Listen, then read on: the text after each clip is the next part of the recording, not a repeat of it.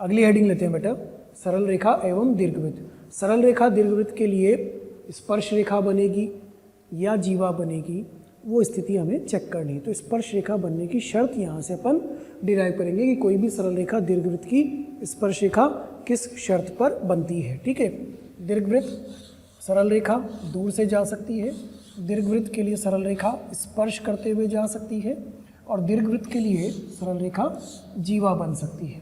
Method वही जो परवलय में लगाया था हमने कि सरल रेखा को लेंगे और वक्र को लेंगे और दोनों से एक द्विघात बनाएंगे, और इस द्विघात के लिए डी, कैपिटल डी का मान निकालेंगे। तो दीर्घवृत्त मान लेते हैं हम x² upon a² plus y² upon b² बराबर 1, समीकरण नंबर 1, और सरल रेखा y बराबर mx प्लस c, समीकरण नंबर 2। इस वाली शर्त में क्या होगा आपको याद आ जाना चाहिए कि इसमें d लेस देन 0 होगा, इस वाली शर्त में d बराबर 0 होगा, एक मूल आएगा द्विघात बनाने पर, और इसमें d ग्रेटर देन 0 आएगा। ठीक है, तो हम स्पर्श रेखा बनने की शर्त याद करना चाह रहे हैं, इसका हम दोनों को हल करेंगे। सॉल्व 1 एंड 2, समीकरण 1 और समीकरण 2 को हल करेंगे और द्विघात बनाएंगे। तो y का मान mx प्लस c यहाँ रखते हैं, x² upon a² plus mx plus c का whole square upon b² equal to 1। तो ये आया b² x² plus a² mx plus c का whole square minus a² b² equal to 0। ठीक है, तो b² x² plus a² m² x² plus a² c² plus 2a² mc x minus a² b² equal to 0। और arrange करें इसको तो x² के साथ आता है b² plus a² m² plus 2a² mc(x) plus ac² minus a² b² equal to 0। यह द्विघात बन गया। अब इस द्विघात का कैपिटल D क्या होना चाहिए? कैपिटल D का मान किसके बराबर हो जाए? 0 के बराबर हो जाए। तो सरल रेखा और वक्र आपस में स्पर्श करेंगे और स्पर्श करने से हमें स्पर्श रेखा बनने की शर्त मिल जाएगी। तो चलिए इसका D 0 करते हैं। D में आएगा 2a² mc b² minus 4a b² plus a² m² into c a² c² minus a² b² equal to 0। तो ये बना यहाँ से 4a to the power 4 m² c² minus 4b² minus 4।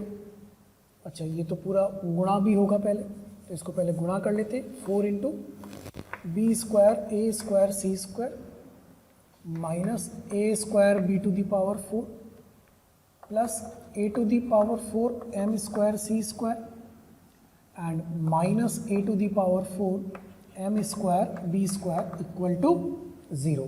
4 भी ओपन कर देते हैं।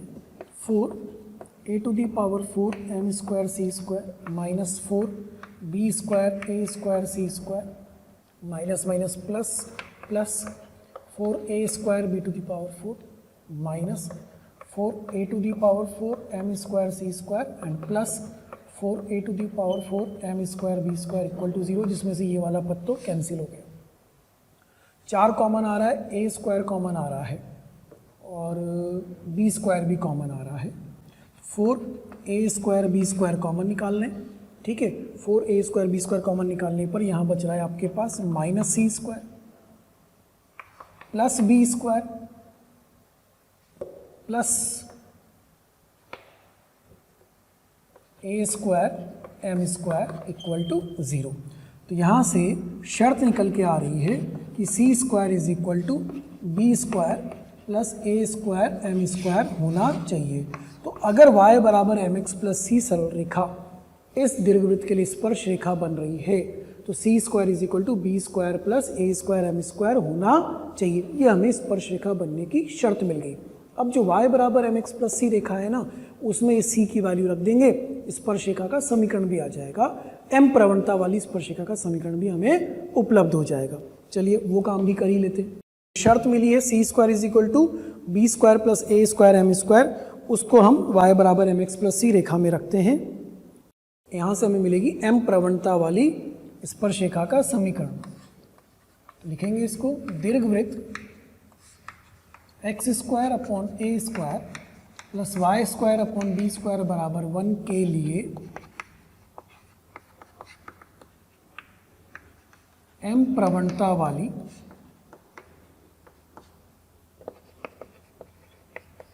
स्पर्श रेखा का समीकरण y is equal to M X, C की जगह उसको रखेंगे, प्लस माइनस अंडर रूट ए square M square plus B square, ये उसका समीकरण मिल गया। तथा स्पर्श बिंदु, भैया रेखा जहाँ पर दीर्घवृत्त को स्पर्श करेगी वो स्पर्श बिंदु भी तो होना चाहिए, तो उस स्पर्श बिंदु के निर्देशांक होंगे plus minus a square m, ये याद करने पड़ते हैं, a square m upon under root A square M square plus B square comma plus minus b square upon under root A square M square plus B square. ये हमें स्पर्श बिंदु के निर्देशांक भी मिल गए हैं। मतलब दीर्घवृत्त को सरल रेखा जिस बिंदु पर स्पर्श कर रही होगी वो मिल गया। इसे याद कर लोगे तो फायदा होगा कि दीर्घवृत्त x square upon a square plus y square upon b square बराबर 1 के लिए अगर किसी प्रवणता, मतलब प्रवणता है 1 प्रवणता वाली स्पर्शरेखा का समीकरण लिखना है तो m का मान 1 रख के y बराबर m x plus minus under root ए square M square plus B square, plus minus मतलब कितनी रेखाएं होंगी, 2 समान प्रवणता वाली 2 स्पर्शरेखाएं संभव होंगी। ठीक है, तो ये तो हुआ m प्रवणता वाली स्पर्शरेखा के लिए बात। अब किसी बिंदु पर स्पर्शरेखा निकालनी है तो वो कैसे निकलेगी?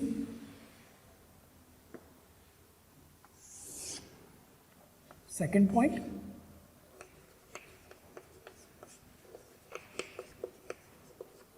किसी बिंदु P x1 y1 पर स्पर्श रेखा, किसी बिंदु P x1 y1 पर स्पर्श रेखा कौन से कंसेप्ट से आती है? t बराबर 0 के द्वारा। किससे मिलती है? t बराबर 0 के द्वारा। जैसे दीर्घवृत्त है x square upon a square plus y square upon b square बराबर 1, इस पे t बराबर 0 बिंदु P पर लगा रहे हैं, है ना, t बराबर 0 बिंदु P पर लगा रहे हैं, तो क्या लिखेंगे? x1 upon a square y1 upon b square बराबर 1, ये हमें स्पर्शरेखा मिल जाएगी। अब वो बिंदु x1 y1 अगर प्राचलिक बिंदु हुआ तो बिंदु P a cos theta comma b sine theta पर स्पर्शरेखा, फिर से कौन से कंसेप्ट से आएगी? t बराबर 0 से। कैसे लिखेंगे? x1 प्लस y1, तो ये बन जाएगा x upon a cos theta plus y upon b sine theta equal to 1। इसे भी याद कर लोगे तो फायदा है। प्राचलिक रूप में स्पर्शरेखा का समीकरण आ गया जहाँ पे थीटा कोई प्राचल है और a cos theta comma b sine theta एक प्राचलिक बिंदु है। स्पर्शरेखा का प्राचलिक समीकरण।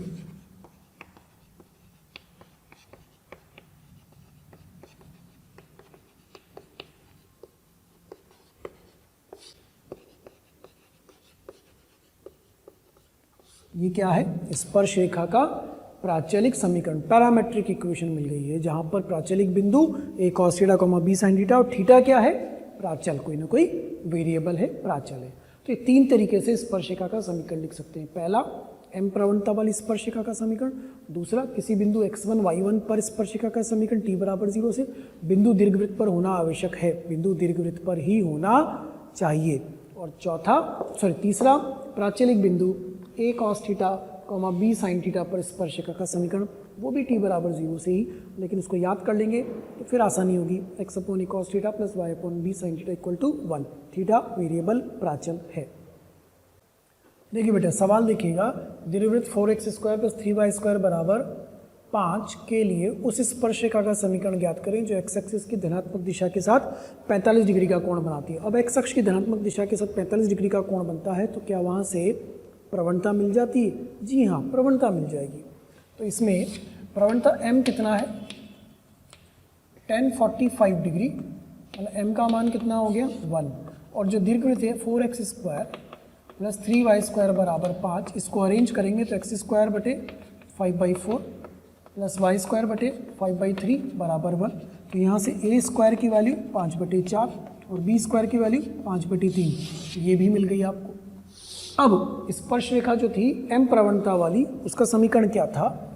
y = mx plus minus under root a² m² plus b², y = 1x plus minus under root a² की वैल्यू है अपने पास 5/4 × 1 प्लस 5/3। लीजिए भाई, आंसर आ जाएगा प्लस माइनस अंडर रूट, ये कितना हुआ? 12, तो यहाँ पर आएगा 15 plus 20/12, y = x plus minus under root के अंदर आ जाएगा 35/12। ये आ गया m प्रवणता वाली स्पर्शरेखा का समीकरण। इतना करना है आपको, लेकिन ये सब कब हो पाएगा? जब हमें यह समीकरण याद होगा। यह हमें रटा हुआ होना चाहिए, याद होना चाहिए। देखिए अगला सवाल, देखिए क्या कह रहा है बेटा। अगला सवाल कह रहा है कि दीर्घवृत्त 9x² प्लस 16y² बराबर 144 के लिए उस स्पर्शिका का समीकरण ज्ञात करें जो बिंदु 2,3 से गुजरती है। पहली बात, 2,3 पर स्पर्शिका ज्ञात करनी है या 2,3 से गुजरने वाली ज्ञात करनी है? 2,3 से गुजरने वाली ज्ञात करनी है।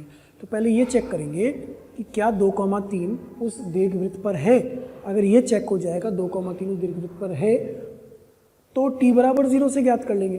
तो सबसे पहले हम ये चेक कर लेते हैं कि बिंदु 2,3 दीर्घवृत्त पर है या नहीं है। तो ये हो जाएगा 9 × 2 का होल स्क्वायर प्लस 16 × 3 का होल स्क्वायर बराबर 144। तो हो गया 9 × 4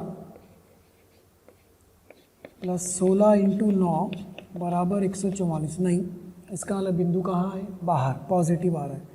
बिंदु 2,3 बाहर है। तो बाहर है तो कितनी स्पर्शिकाएं बन रही होंगी? 2। तो इस दीर्घवृत्त के लिए बिंदु P 2,3 से 2 स्पर्शिकाएं बन रही हैं ऐसी। हमें इन स्पर्शिकाओं का समीकरण ज्ञात करना है। हम मान लेते हैं y = mx plus under root a² m² plus b²। अभी मैंने आपको बताया था स्पर्शरेखा क्या होती है? y = mx plus minus under root a² m² plus b²। तो प्लस माइनस 2 होती है, एज्यूम किसी एक को करोगे, ठीक है। अब a और b की वैल्यू चाहिए कि वो समीकरण से आ जाएगी। 9x² प्लस 16y² बराबर 144। इसको लिखेंगे तो x² बटे 16 प्लस y² बटे 9 बराबर 1। ये दीर्घवृत्त हमें दिया गया है। तो इसमें a² की वैल्यू कितनी हो गई? 16 और b² की वैल्यू कितनी हो गई? 9।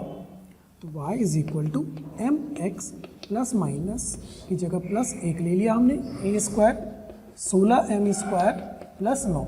अब m का मान निकालना है, उसके लिए रेखा कहाँ से गुजरनी चाहिए? 2,3 से। चलिए इसमें रख देते हैं बिंदु 2,3। तो 3 बराबर 2m plus under root 16m² plus 9। चलिए क्रॉस इसको दोनों तरफ हल करते हैं और मान निकालते हैं। तो ये बनेगा 3 - 2m = अंडर रूट के अंदर है इधर under root 16m² plus 9। 3 - 2m का होल स्क्वायर = 16m² प्लस 9।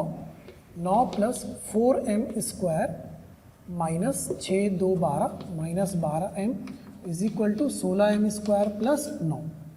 हल किया जाए तो 12m² प्लस 12m, बस इतना ही आएगा। 9 और 9 तो कट ही गया ना भाई, ये तो कैंसिल हो गया। यहाँ से आया m, 12m प्लस 12 = 0। मैं सबसे पहले आपको धन्यवाद देना चाहता हूँ, थैंक यू सबको, क्योंकि डेली हज़ारों स्टूडेंट्स हमारे वीडियो देख रहे हैं और अपना फ़ायदा उठा रहे हैं। आपसे रिक्वेस्ट है कि आप YouTube चैनल पे जाएं, डिस्क्रिप्शन बॉक्स में जाएं और लिंक पे जाकर के सब्सक्रिप्शन करें, ताकि आपको इसका और भी बेहतर तरीके से फ़ायदा मिले। दूसरी बात, यदि आप डाउट सॉल्विंग का भी फ़ायदा लेना चाहते हैं, स्टडी मटेरियल का भी फ़ायदा लेना चाहते हैं, तो उस लिंक पर जाकर के अपने प्रीमियम सब्सक्रिप्शन को सुनिश्चित कीजिए। तो m का मान 0 मिल रहा है और एक m का मान -1 मिल रहा है, अर्थात 2 स्पर्श रेखाएं मिलेंगी। चित्र भी कह रहा है कि 2 मिलनी चाहिए, तो एक की प्रवणता 0 होगी। जब m बराबर 0 लेंगे तो हमें मिलेगा y = 0 और यहाँ 16 मतलब 9, y = 3 आ जाएगा। और जब m बराबर -1 लेंगे तो y = -x + 5 आ जाएगा आंसर। ये वो 2 स्पर्श रेखाएं हैं जो इस दिए गए दीर्घवृत्त के लिए बन रही हैं और जो कहाँ से गुजर रही है, बिंदु 2,3 से गुजर रही है। ठीक है, नोट कर लीजिए भाई इसको आप। अगला सवाल देखिए, दीर्घवृत्त x² + 4y² = 25 के लिए उस बिंदु पर स्पर्श रेखा ज्ञात करें जिसकी कोटि 2 है। तो बिंदु पूरा नहीं दिया, बिंदु का y निर्देशांक मतलब कोटि कितनी दी गई है 2, और उस बिंदु पर स्पर्श रेखा ज्ञात करनी है। तो हम क्या करेंगे, सबसे पहले माना बिंदु P है x, 2, ये बिंदु हमने मान लिया और ये बिंदु कहाँ है, दीर्घवृत्त पर है। तो क्या ये दीर्घवृत्त के समीकरण को सेटिस्फाई करेगा? जी हाँ, बिल्कुल करेगा। इसमें रखेंगे y = 2, x² + 4 × 2 का स्क्वायर = 25। तो बिंदु P 3,2 या बिंदु P -3,2 मिल गया बिंदु। अब इस बिंदु पर स्पर्श रेखा ज्ञात करनी है। तो स्पर्श रेखा कैसे मिलेगी, t = 0 से। तो इस बिंदु पर लगा देते हैं t = 0, इस बिंदु पर भी लगा देते हैं t = 0। t = 0 लगाएंगे तो वो बनेगा 3x + 8y = 25, इधर बनेगा -3x + 8y = 25। लीजिए, उस बिंदु पर स्पर्श रेखा मिल गई जिसकी कोटि 2 है। t = 0 समझते हो ना, x² की जगह क्या रखते हैं, x(x1), y² की जगह क्या रखते हैं, y(y1), x की जगह क्या रखते हैं, x + x1/2, y की जगह क्या रखते हैं, y + y1/2। ये वृत्त में भी हमने यूज़ कर लिया और परवलय में भी हमने यूज़ कर लिया। ये उस बिंदु पर स्पर्श रेखा के समीकरण प्राप्त हो गए। देखिए बेटा, अगला सवाल देखिएगा, दीर्घवृत्त की किसी स्पर्श रेखा पर नाभियों से बनाए गए लंबों के गुणनफल का मान ज्ञात करें। मतलब 2 अलग अलग परपेंडिकुलर बनाए जाएंगे, एक परपेंडिकुलर को P1 मान लेते हैं, एक को P2 मान लेते हैं। कोई भी वेरिएबल एक स्पर्श रेखा है, किसी भी स्पर्श रेखा पर। सबसे पहले चित्र की बात करते हैं ना, चित्र यहाँ बनाते हैं थोड़ा सा, तो लिखने के लिए अपने पास जगह बच जाएगी। ये मान लीजिए स्पर्श रेखा है, तो ये दीर्घवृत्त हुआ, एक नाभि S, एक नाभि S', इससे लंब, इससे भी लंब। तो 2 अलग अलग परपेंडिकुलर बनेंगे, एक P1 एक P2। तो आपको ज्ञात करना है कि ये P1 × P2 कितना आएगा, इन लंबों का गुणन कितना आएगा। ठीक है, तो हम स्पर्श रेखा को मान लेते हैं, y = mx + √a² m² + b², और इसके ऊपर परपेंडिकुलर डालेंगे, perpendicular from S and S'। तो सबसे पहले परपेंडिकुलर फ्रॉम AE, 0 बना देते हैं, उसको हम P1 मान लेते हैं। तो वो आएगा AME -0 + √a² m² + b² /1 + m²। तो P1 आया आपके पास AME +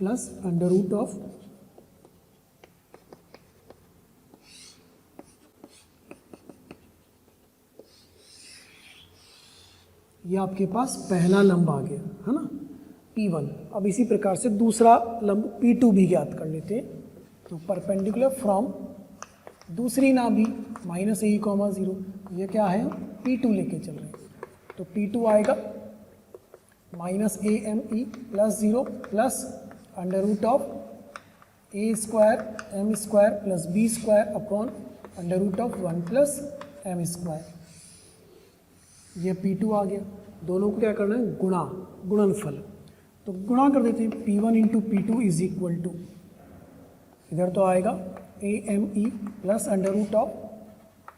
a square M square plus B square under root of 1 plus m square इधर minus a m e plus under root of a square M square plus B square upon under root of 1 plus m square. गुणा करेंगे तो नीचे वाला तो root cut जाएगा, ऊपर ध्यान से देखोगे तो ऊपर x प्लस वाई और x minus y, x plus y और x माइनस वाई जब गुणा होंगे तो बन जाएगा x square minus y square. तो आपके पास आ रहा है P1 into P2 is equal to a square M square plus B square minus a square M square e square upon 1 plus m square. इस स्टेज तक आप पहुंच रहे हैं। अब इसमें भी देखो और आसानी से इसको हल करें तो ए स्क्वायर एम स्क्वायर कॉमन आके 1 माइनस ई स्क्वायर आ जाएगा। तो ए square minus a square e square ऐसा बन रहा है प्लस बी स्क्वायर। याद करो थोड़ा सा बी का संबंध, ए बी ई का संबंध, तो b square is equal to a square into 1 minus e square यही होता है। तो इसकी जगह क्या लिख सकते हैं, m square into b square plus B square upon 1 plus m square. तो अगली स्टेप में P1 into P2 is equal to मिल रहा है बी स्क्वायर इंटू, ये पूरा कैंसिल होगा बेटा, तो लंबों का गुणन कितना आता है बी स्क्वायर। ये रिजल्ट है, इसको याद कर लोगे तो फायदा होगा। किसी भी दीर्घवृत्त के लिए यदि एक नाभि से लंब P1 दूसरी नाभि से लंब P2 है तो दोनों लंबों का गुणन P1 P2 जो गुणन है वो हमेशा किसके बराबर होगा, बी स्क्वायर के बराबर होगा। इसको याद कर लो, अर्ध लघु अक्ष की लंबाई के वर्ग के बराबर, है ना। बी क्या होता है, दो होती है ना, लघु अक्ष और दीर्घ अक्ष। दीर्घ अक्ष क्या होता है 2a, तो अर्ध दीर्घ अक्ष a, लघु अक्ष कितना होता है 2b, तो अर्ध लघु अक्ष कितना होगा b। याद है ना ये सब, तो उसके अनुसार आंसर हमेशा कितना होगा बी स्क्वायर। स्टैंडर्ड रिजल्ट है ये, उस क्वेश्चन का आंसर हमेशा बी स्क्वायर आएगा। इसका मतलब ये स्पर्श रेखा मैंने ऐसे ना ली होती और कुछ और ली होती तो भी आंसर आता कि नहीं आता, आ जाता। चलिए एक दूसरे तरीके से इस सवाल को करके दिखाते हैं आपको।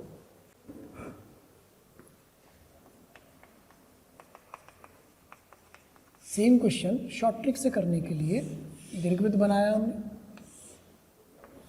और हमने स्पर्श रेखा यहाँ पर मान ली। दीर्घवृत्त थोड़ा सा ऐसा है, ठीक है, ये स्पर्श रेखा मान ली। तो एक नाभि S, एक नाभि S डैश, तो यह तो हुआ AE, 0 और यह माइनस AE, 0। यहाँ से यहाँ तक लंबवत दूरी P1 और यहाँ से यहाँ तक लंबवत दूरी P2। तो ये जो है वो x बराबर a है, वो स्पर्श रेखा कौन सी है, x बराबर a। तो जो P1 होगा वो कितना होगा, देखो a माइनस AE और P2 कितना होगा a प्लस AE, दोनों का गुणन करो, a plus AE, a minus AE कितना आ गया a square minus a square e square, जो कि कितना होता है b स्क्वायर। जल्दी आंसर आ गया ना। उसने यही तो बोला था कि किसी स्पर्श रेखा पर बनाए गए नाभियों से बनाए गए लंबों के गुणनफल का मान P1 a minus AE, P2 a plus AE, गुणा कर दिया, आंसर आ गया बी स्क्वायर। अब देखो शॉर्ट ट्रिक लगी नहीं लगी, लग सकती है। एक बार और लगाते हैं शॉर्ट ट्रिक की भी शॉर्ट ट्रिक। जब आपसे बोला ही जा रहा है कि स्पर्श रेखा कोई सी भी मान सकते हो, तो मैं स्पर्श रेखा यहाँ मान लेता हूँ।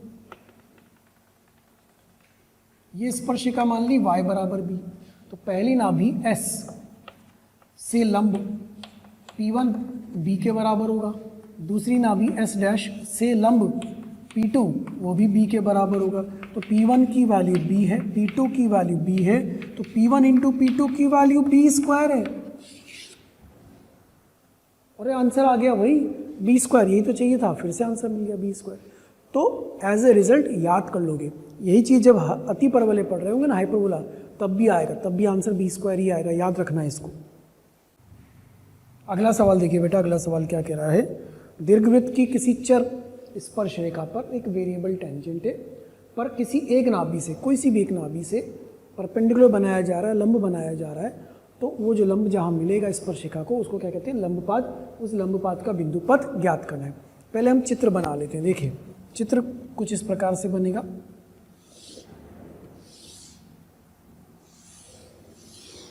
ये दीर्घवृत्त, इसकी कोई एक चर स्पर्श रेखा, वो स्पर्श रेखा हम ऐसी मान लेते हैं, ठीक है।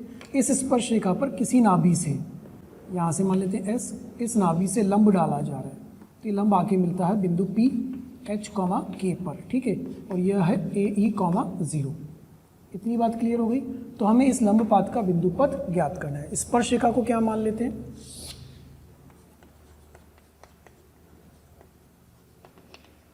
y is equal to M x plus under root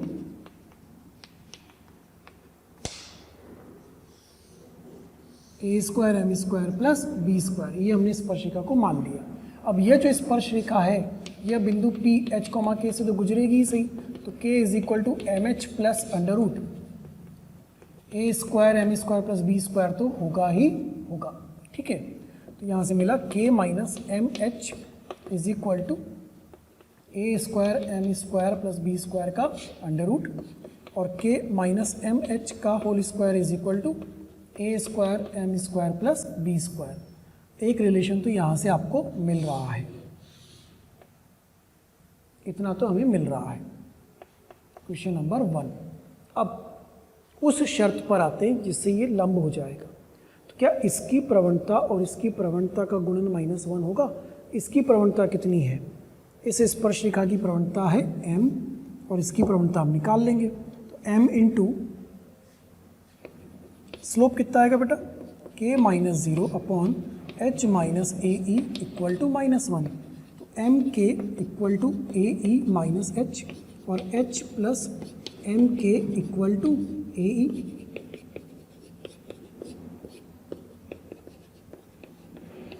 ये क्वेश्चन नंबर 2 बन गया। फ़ायदा होने वाला है, वर्ग करके जोड़ेंगे तो कुछ तो फ़ायदा होगा। तो वर्ग तो हो ही रहा है, तो समीकरण 1 और 2 को जोड़ देते हैं। क्या मिलेगा, k माइनस एम एच का whole square plus h plus m k का whole square is equal to a square M square plus B square plus a square e square. हल करते, k square plus m square h square minus 2m k h plus h square M square k square plus 2m k h equal to is equal to a square M square. इस b square को भी हम खोल देते हैं, तो ये बनेगा ए square minus a square e square plus a square e square. देखिए कौन कौन से पद कैंसिल हो गए, ये ए square e square plus 2m k H minus 2m k H, H square के साथ 1 plus m square, k square के साथ भी 1 प्लस एम स्क्वायर, और इधर भी ए स्क्वायर के साथ भी 1 प्लस एम स्क्वायर। तो 1 प्लस एम स्क्वायर भी कैंसिल। ये आपको मिल रहा है x square plus y square equal to a square, और इसको क्या कहते हैं अपन, सहायक वृत्त, ऑक्सिलरी सर्किल। जो बिंदु पथ आया वो क्या आया, सहायक वृत्त आया है। तो इस क्वेश्चन में जो बिंदु पथ मिल रहा है वो उस दीर्घवृत्त का सहायक वृत्त प्राप्त हो रहा है। कितना, x square plus y square equal to a square. तो किसी चर स्पर्श रेखा पर किसी एक नाभि से यदि लंब डाला जाता है, परपेंडिकुलर बनाया जाता है, तो उस लंब पाद का बिंदु पथ आता है x square plus y square equal to a square. अब इसी सवाल को बदल के केंद्र से अगर ज्ञात करने को कहा जाए तो क्या होगा, अपन अगला सवाल देखते हैं। तो अगले सवाल पे आते हैं बेटा। अगला सवाल क्या कह रहा है, देखो नाभि से तो लंब बना लिया, लंबपात बना लिया, अब कहाँ से बना रहे हैं, केंद्र से। तो पहले चित्र बना लेते हैं और बिंदु h, k का बिंदु पथ ज्ञात करते हैं। चित्र कुछ ऐसा बनेगा, यह दीर्घवृत्त, यह कोई चर स्पर्श रेखा और केंद्र से लंब। तो बिंदु P h, k 0 0, इसकी प्रवणता फिर से वही m, टेंजेंट हम मान लेंगे। y is equal to M x plus under root A square M square plus B square. ये हमने स्पर्शिका। प्यारे बच्चों, कमेंट बॉक्स में रोज कमेंट्स आ रहे हैं कि सर इस टॉपिक पे वीडियो बना दीजिए या ये इस बारे में हमें समझाइए, हमारी ये शंका है इसको दूर कर दीजिए, तो मेरी आपसे रिक्वेस्ट है कि आप यूट्यूब चैनल पे जाइए, उस पर सब्सक्राइब करिए और जो बेल आइकन है उसको हिट करिए ताकि नोटिफिकेशंस आपको मिलते रहें और कोई भी नोटिफिकेशन, कोई भी वीडियो आपसे मिस ना हो। मैं ऐसा आपसे इसलिए कह रहा हूँ क्योंकि जिन भी टॉपिक्स की, जिन भी डाउट्स की, जिन भी बातों के बारे में आप वीडियोस चाह रहे हैं वो ऑलरेडी हमने पोस्ट किए हुए हैं, अपलोड किए हुए हैं, लेकिन वो आपसे मिस हो जाते हैं क्योंकि आपके पास प्रॉपर्ली नोटिफिकेशन नहीं आ पाते हैं। इसीलिए आपसे कहा जा रहा है कि आप सब्सक्राइब करिए ताकि कोई भी वीडियो आपसे मिस ना हो और कोई भी शंकाएं आपकी ना रहें। अब ये स्पर्शिका कहाँ से गुजर रही है? बिंदु पी एच को वहाँ से गुजर रही है, तो k is equal to m h plus under root A square M square plus B square, यहाँ से मिलता है k माइनस एम एच का whole square is equal to a square M square plus B square. Question number 1, जैसा कि हमने पिछले वाले सवाल में भी बनाया था। ठीक है, अब आते हैं प्रवणताओं पर। इस रेखा की और इस रेखा की प्रवणता का गुणन क्या होगा? -1, तो वो भी हल कर लेते हैं। m प्रवणता तो स्पर्शिका की है और ये प्रवणता आ जाएगी k minus 0 upon h minus 0 equal to -1। तो यहाँ से m की वैल्यू मिलती है सीधे सीधे माइनस एच अपॉन के। ये m का मान आ गया माइनस एच अपॉन के। ये m का मान उठा के इसमें रख दें तो आंसर आएगा कि नहीं आएगा? आएगा। चलिए रख देते हैं, तो हो जाएगा k minus h into minus h upon k का whole square is equal to a square minus h upon k का whole square plus B square. तो के स्क्वायर ये हो जाएगा plus h square upon k plus h to the power 4 upon k square plus 2 k h square upon k is equal to a square h square upon k square plus B square. इसको हल कर लिया जाए तो ये बनता है के स्क्वायर एलसीएम लेने पर k to the power 4 plus h to the power 4 plus k square, k कटेगा यहाँ पर आएगा 2 k square h square is equal to a square h square plus B square k square. ये हमें मिल रहा है। देखिए कुछ पद ऐसे हैं क्या जो कैंसिल हो रहे हैं? जी नहीं, कुछ भी कैंसिल नहीं हो रहा है। m की जगह रखा है हमने माइनस एच अपॉन के, यहाँ तक बी स्क्वायर के स्क्वायर और ए स्क्वायर एक्स स्क्वायर। ठीक है, ये सही बन रहा है। ये आ रहा है h square plus k square का होल स्क्वायर इधर, उधर आ रहा है a square h square plus B square k square, मतलब x square plus y square का whole square is equal to a square x square plus B square y square. ये बिंदु पद हमें प्राप्त हो रहा है।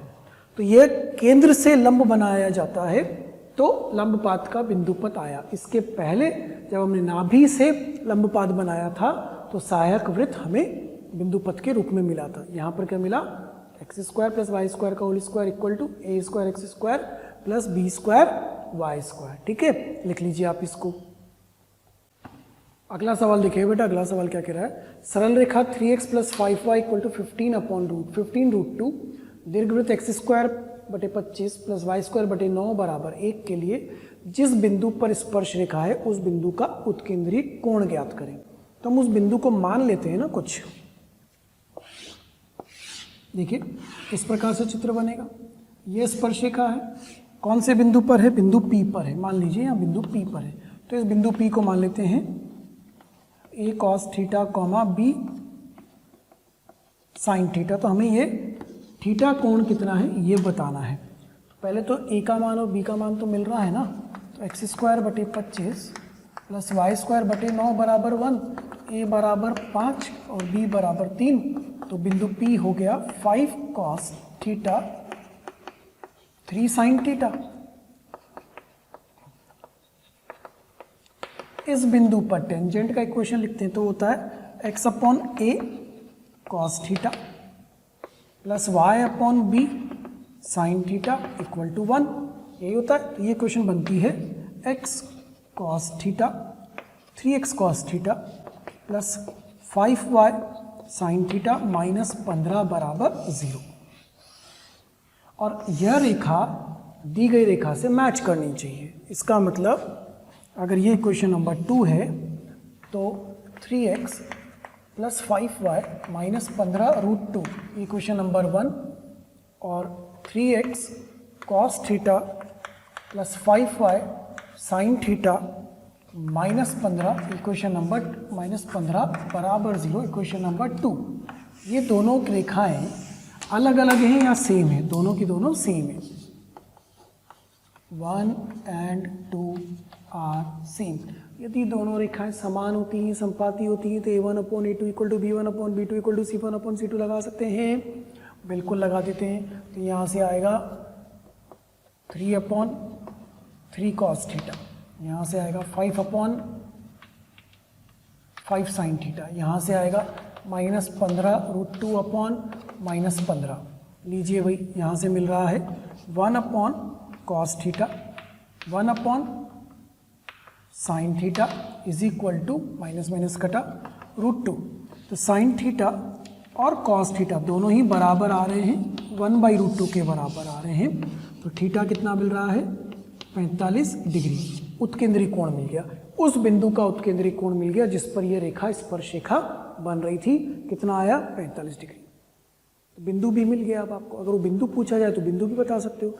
उसकी जगह क्या रख दोगे? थीटा की जगह 45 डिग्री। तो a cos 45, b sin 45, वो बिंदु आपको प्राप्त हो जाएगा। ठीक है, क्लियर है बात? तो प्राचलिक रूप में अगर हम ये याद कर लेते हैं तो आसान होगा। याद नहीं करते हैं तो भी x² की जगह x(x1), y² की जगह y(y1) रखिए, ये स्पर्शरेखा बन जाएगी। देखिए बेटा, अगला सवाल क्या कह रहा है? दीर्घवृत्त x²/27 + y²/1 बराबर 1 के लिए बिंदु 3√3 cos थीटा, sin थीटा पर स्पर्शरेखा बनाई जाती है। वह स्पर्शरेखा निर्देशीय अक्षों को कट करती है, तो निर्देशीय अक्षों पर अंतःखंड बनाएगी। देखिए, पहले चित्र से समझिएगा सवाल क्या है। इस प्रकार से दीर्घवृत्त है, ठीक है। इसके लिए बिंदु P ये वाला है, इस पर स्पर्शरेखा बनाई गई। ये स्पर्शरेखा ऐसी ही चली गई, ये जा रही है स्पर्शरेखा। तो इस स्पर्शरेखा ने यहाँ कट करा A पर और यहाँ कट करा B पर, यह केंद्र।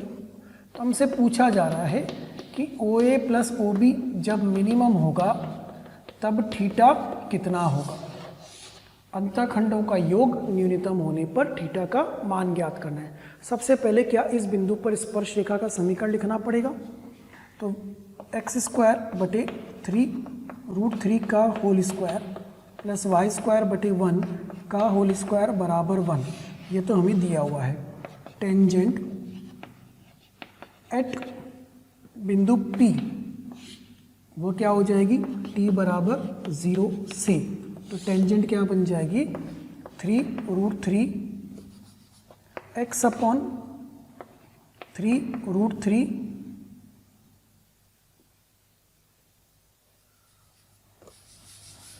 x/a x/3√3 cos theta plus y/b मतलब 1 sin थीटा -1। यह स्पर्शरेखा बन जाएगी। अब इस स्पर्शरेखा को अंतःखंड रूप में बदलते हैं तो =1 है। तो ये स्पर्शरेखा बन रही है x/3√3 sec theta plus y/cosec theta =1। तो OA अंतःखंड तो कितना हो गया? 3√3 sec थीटा और OB अंतःखंड कितना हो गया? cosec theta. ठीक है, ये OA और ये OB, इन अंतःखंडों के योग को न्यूनतम करना है। तो न्यूनतम होने के लिए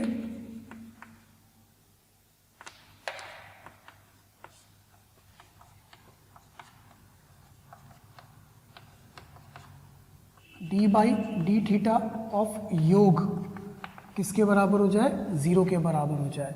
तो d/d theta of 3√3 sec theta plus cosec theta =0 कर देते हैं। ठीक है, अब फलन मान लिया, एक थीटा के रूप में फलन बन गया, उस फलन का अवकलन करके बराबर 0 करेंगे। तो इसका अवकलन कितना आएगा? 3√3 sec थीटा का sec theta into tan theta, cosec theta का अवकलन minus cosec theta cot theta =0 कर दीजिए। इतना करना है। 3√3 sec थीटा का अवकलन करा तो वो आया 3√3 sec theta tan theta. cosec theta का अवकलन करा तो cosec थीटा का अवकलन minus cosec theta cot theta हल कर ले बस इसको हल करके हमें किसका मान निकालना है, थीटा का। उसने ये तो पूछा है ना कि थीटा का मान ज्ञात कर लीजिए। हल कर सकते हो कि नहीं कर सकते हो इसको? देखो इसको भी लिखो ना 10, अरे होगा कि नहीं होगा? देखो मैं लिखता हूँ यहाँ पर 3√3 sec theta tan theta equal to, इसको उधर ले जा रहे हैं तो ये हो गया cosec theta upon tan theta, तो ये बन जाएगा टेन स्क्वायर। तो 3√3 tan square theta is equal to cosec theta cos theta. Cosec का मतलब साइन, तो 3√3 tan square theta is equal to cot theta cos upon sine, तो ये हुआ tan cube theta equal to 1/3√3। तो टेन थीटा की value मिल जाएगी आपको। टेन क्यूब थीटा कितना मिला? 1/3√3। तो ये कितना हुआ? 1/√3। थीटा बराबर कितना आ गया? π/6। यही तो हमसे पूछा था, आईआईटी में पूछा गया प्रश्न है बेटा, पुराना सवाल है। उस बिंदु पर 3√3 cos थीटा sin थीटा पर थीटा कितना होगा? π/6। जब स्पर्श रेखा जो निर्देशीय अक्षों पर अंतःखंड बना रही है, ये अंतःखंड और ये अंतःखंड, इनकी लंबाइयों का योग क्या हो जाए? न्यूनतम हो जाए। ये आंसर मिला आपको π/6 30 डिग्री। लिख लीजिए बेटा इसको। अगला सवाल देखिएगा बेटा, दीर्घवृत्त की किसी स्पर्श रेखा द्वारा निर्देशीय अक्षों के साथ बनने वाले त्रिभुज का न्यूनतम क्षेत्रफल ज्ञात करें। मिनिमम एरिया फाइंड करना है। कैसे करेंगे? देखिए सवाल देखिएगा। चित्र बना लेते हैं बेटा पहले। यह दीर्घवृत्त कोई बिंदु P मान लिया गया, A cos theta B sin theta, और इस बिंदु पर स्पर्श रेखा बना दी गई। तो ये लीजिए, ये बन गई स्पर्श रेखा। इस स्पर्श रेखा ने यहाँ कट करा A पर, यहाँ कट करा B पर, और ये बन रहा है O। तो हमसे बोला जा रहा है कि ये जो त्रिभुज OAB है ना, इस त्रिभुज OAB का मिनिमम एरिया कितना हो। एरिया ऑफ ट्राइंगल OAB न्यूनतम कितना होगा? मिनिमम न्यूनतम क्षेत्रफल ज्ञात करें, अर्थात लंबाई इंटू ऊंचाई से आ जाएगा। ये लंबाई इंटू ऊंचाई में यह जो होगा वो x अक्ष पर अंतःखंड, ये y अक्ष पर अंतःखंड होगा। होगा कि नहीं होगा? होगा। तो सरल रेखा का समीकरण ज्ञात करते हैं पहले, मतलब स्पर्श रेखा का समीकरण ज्ञात करते हैं। तो हम क्या लिखेंगे? t बराबर 0 एट बिंदु P। ये होगा x upon a cos theta plus y upon b sin theta equal to 1। तो x upon a sec theta plus y upon b cosec theta equal to 1। ये अंतःखंड रूप में आ गया। तो ये OA a sec थीटा और OB b cosec थीटा भी मिल गए। अब त्रिभुज के क्षेत्रफल पर पहुंचते हैं। Area of triangle, area of triangle OAB is equal to half OA into OB। ये होगा 1/2 A sec theta B cosec theta. तो ये हो गया AB upon 2 sin theta cos theta. Area of triangle, तो एरिया ऑफ ट्राइंगल आया आपके पास AB अपॉन sin 2 थीटा। अब ये एरिया मिनिमम कब होगा? जब नीचे वाला sin 2 थीटा मैक्सिमम हो जाएगा। Area minimum when sin 2 theta क्या हो रहा होगा? मैक्सिमम। तो मिनिमम एरिया कितना मिला आपको? A into B when theta is equal to 45 degree, क्योंकि sin 2 थीटा मैक्सिमम कितना होता है? 1। sin 2 थीटा मैक्सिमम कितना हो जाएगा? 1 के बराबर हो जाएगा। अब ये 1 के बराबर हो जाएगा तो 2 थीटा 90 डिग्री हो जाएगा। जब 2 थीटा 90 डिग्री हो जाएगा तो थीटा की वैल्यू 45 डिग्री हो जाएगी। मिनिमम एरिया मिल गया कितना? A into B, A B theta बराबर 45 डिग्री कोण पर। यदि आप हमारे वीडियोस को देख रहे हैं और आपको वो पसंद आ रहे हैं तो मेरी आपसे रिक्वेस्ट है कि आप उनको लाइक करें, सब्सक्राइब करें, शेयर करें, ताकि वो और भी ज़रूरतमंद विद्यार्थियों तक पहुंच सके और उसका लाभ वो उठा सकें। आपके प्यार और स्नेह को देखकर हमारी टीम मोशन की पूरी टीम हाईली मोटिवेटेड है और हमारा हमेशा पूरा प्रयास है और रहेगा कि आपको बेहतर से बेहतर कंटेंट प्रोवाइड करते रहें। अगला सवाल देखो बेटा, सवाल क्या कह रहा है? दीर्घवृत्त x²/9 प्लस y²/5 बराबर 1 के नाभिलंब के सिरों पर बनाई गई स्पर्श रेखाओं से बनने वाले चतुर्भुज का क्षेत्रफल ज्ञात करें। सबसे पहले अपन चित्र बनाते हैं। देखिए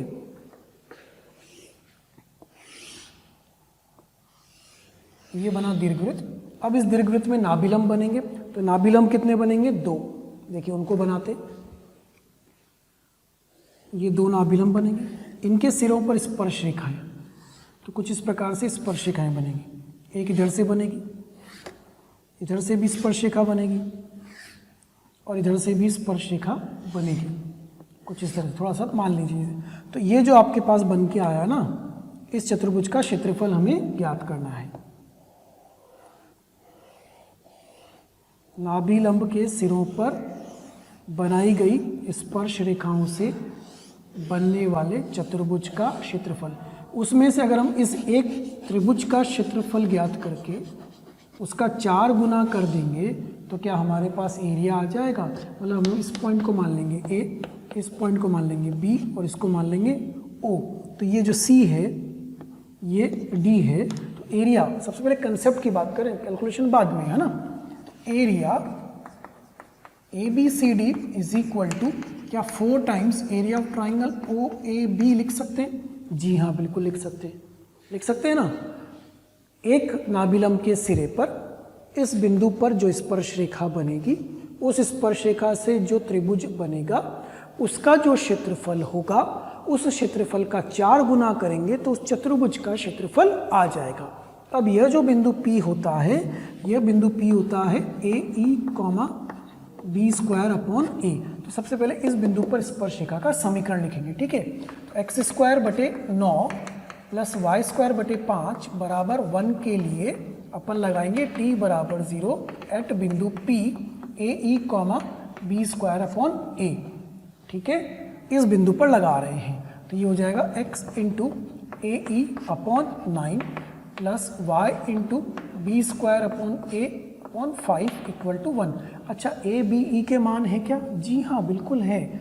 इससे अगर हम देखते हैं तो a की वैल्यू 3 है और b की वैल्यू √5 है, ठीक। तो यहाँ रखते हैं x इंटू, अच्छा e तो है ही नहीं, e भी निकाल लेंगे अभी, चलो e भी निकाल ही लेते हैं। B square is equal to a square into 1 minus e square. तो b square upon a square equal to 1 minus e square. E square is equal to 1 minus b square upon e square. E square is equal to 1 minus 5/9। E square is equal to 4/9। E is equal to 2/3। ये ई की calculation भी कर ली, ई का मान 2/3 भी निकाल लिया। तो ए की जगह रखो 3, ई की जगह रखो 2/3/9 प्लस वाई इंटू 5/a की जगह पर 3 अपॉन 5 बराबर 1।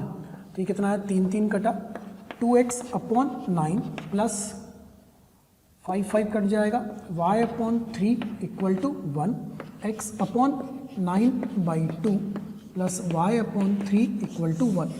ये स्पर्श रेखा आ गई। अब ये स्पर्श रेखा अंतखंड रूप में भी आ गई है, तो त्रिभुज ओ ए बी का क्षेत्रफल आ जाएगा। Area of triangle O A B कितना बनेगा? 1/2 आधार इंटू ऊंचाई। कितना हो गया बेटा? 27/4। ये कितना आ गया? 27/4। ये त्रिभुज का क्षेत्रफल आया। तो area A B C D equal to 4 times of 27/4। Answer कितना हो गया? 27। क्या करा आपने? नाभिलंब के एक सिरे पर, नाभिलंब के एक सिरे ए ई कॉमा बी स्क्वायर अपॉन ए पर स्पर्श रेखा का समीकरण लिखा। उस स्पर्श रेखा से फिर एक त्रिभुज बनाया, यह वाला त्रिभुज। इस त्रिभुज का क्षेत्रफल हमने ज्ञात कर लिया 1/2 आधार इंटू ऊंचाई से, और इस त्रिभुज के क्षेत्रफल का 4 गुना करने से वो संपूर्ण चतुर्भुज का क्षेत्रफल मिल रहा है 27। बढ़िया सवाल है, लिख लीजिए प्लीज इसको।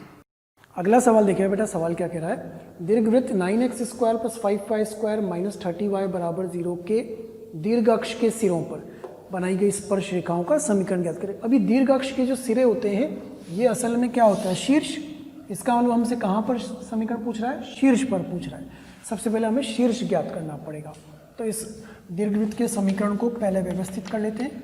5y square minus 30y equal to 0। तो 9x स्क्वायर 5 कॉमन लिया, पूर्ण वर्ग बनाना पड़ेगा ना भाई, तो पूर्ण वर्ग इसको बनाते हैं। 9x square plus 5 into y square minus 6y plus 9 minus 9 equal to 0। 9x square plus 5 into y minus 3 का होल स्क्वायर बराबर 45 बन गया। ये 9 पंजे 45 उधर चला जाएगा, ये हो जाएगा x स्क्वायर बटे 5 प्लस वाई माइनस 3 का होल स्क्वायर बटे 9 बराबर 1। सबसे पहले तो ये देखना पड़ेगा कि ये मानक वाला बना या संयुग्मी वाला बना। ये बना संयुग्मी दीर्घवृत्त। कौन सा बना बेटा? ये संयुग्मी दीर्घवृत्त बना है। अब संयुग्मी दीर्घवृत्त क्यों बना है? क्योंकि b का मान a से बड़ा है। देखो a स्क्वायर की वैल्यू 5 है तो a की वैल्यू √5 है, और b स्क्वायर की वैल्यू 9 है तो b की वैल्यू 3 है। अब इसको कंपेयर करेंगे और शीर्ष ज्ञात करेंगे। क्या ज्ञात करेंगे? शीर्ष। तो शीर्ष होंगे 0, plus minus b। Capital X 0 होना चाहिए और कैपिटल Y 0 होना चाहिए, मतलब x बराबर 0 होना चाहिए और y माइनस 3 बराबर b लिखा था यहाँ पर, b प्लस माइनस b, तो प्लस माइनस 3 होना चाहिए। तो आएगा 0, 6 एंड माइनस 3 प्लस 3 0, 0। ये दो मिलेंगे शीर्ष। इस पर आपको क्या ज्ञात करनी? स्पर्श रेखा ज्ञात करनी। तो यहाँ लगा देते हैं t बराबर 0 दीर्घवृत्त के लिए। तो 0 plus 30y minus 30y plus 6, सही तरीके से लिखते हैं, थोड़ा सा पास लिख दिया।